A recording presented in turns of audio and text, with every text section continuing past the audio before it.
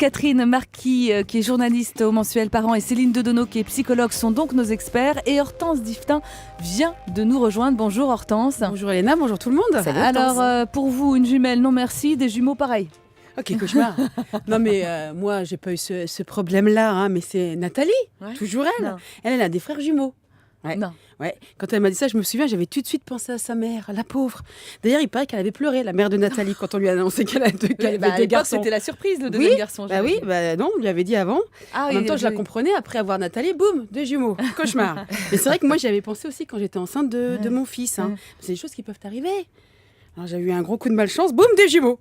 J'aurais pu en avoir deux. Ouais. Donc on m'a dit non, vous n'avez qu'un, heureusement, parce que deux Igor, quel cauchemar. Hein. Mais en même temps, il y en a qui en ont 3, 4, jusqu'à 8. Hein. Ouais. C'est un truc de malade. Ouais.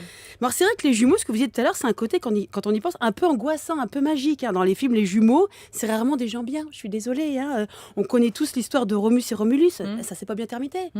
Un fratricide quand même. Il y a un côté un peu diabolique. Hein. Alors moi, j'ai demandé à Nathalie par rapport à ses frères, Patrick et Jean-Luc d'ailleurs, Salut Patrick, c'est Jean-Luc. s'ils étaient normaux.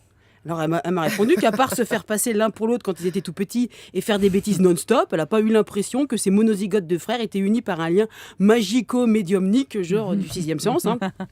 Que tout ça, c'était de la légende. D'ailleurs, je lui ai demandé aussi si c'était une obligation ou une loi, peut-être, on ne sait pas, qui dit que les parents qui ont des jumeaux, ils sont obligés de les habiller pareil. Ah. C'est vrai, il y a peut-être des promos spéciales jumeaux. Ah, on ne sait pas. C'est comme ça, tu as trouvé ça très bizarre. Alors, il y a des promos pour les couches, mais pas pour les vêtements. Voilà, donc bah oui, alors elle n'a pas su me répondre, mais elle m'a dit, maintenant que tu m'y fais penser, j'avais bien remarqué un phénomène étrange, totalement déroutant d'un point de vue intellectuel. Je dis, ah bon, Nathalie, comment tu parles déjà?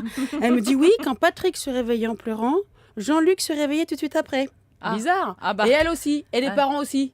étrange. Ouais. Étrange, hein, comme si par transmission de pensée, on interrompait tous notre sommeil en même temps. C'est peut-être la transmission de ouin, ouin. Oui, je lui ai dit, ça n'a rien à voir avec la télépathie gémellaire, Nathalie. Je parle bien, moi aussi. Il suffit d'avoir des oreilles. Moi, je me suis demandé si elle ne me prenait pas pour une idiote. Mais elle m'a avoué quand même hein, qu'elle avait tenté une expérience sur ses frères. Elle était un peu comme moi. Elle aime bien les trucs bizarres.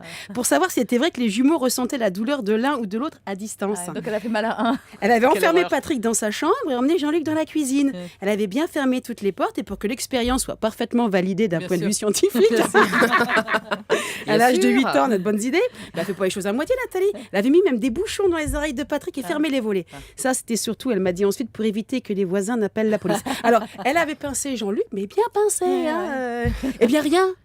Non, l'autre, il avait rien Patrick, t'as ressenti. rien eu. Non. Oh. Hein, comme quoi, Bah hein, non, la on parle souvent de télépatoche, là. transmission de pensée, de télépathie entre frères jumeaux, mais ça n'a pas été le cas entre eux. Par contre, il y a un truc qui se transmettait bien, les frangins, hein, c'était les microbes et les maladies. Ah, ouais. Hein, les jumeaux, c'est 2 fois plus de diarrhée et de morve-au-nez. C'est tout. Et de mouchoirs, donc. Et ben voilà. Et il y a un autre truc que je voulais dire, j'ai dit à Thomas tout à l'heure. Thomas Cayenne, notre réalisateur. Oui, et qui est ben aujourd'hui Thomas remplacé par en Nicolas. araméen, ça veut dire le jumeau. Ah, Et Thomas là, en araméen, Et ça voilà, veut moi, on dire apprend des le choses. jumeau. Voilà la chute.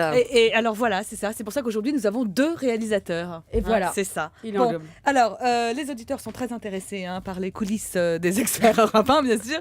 Merci Hortense, surtout restez avec nous. On pourrait avoir besoin de vos conseils.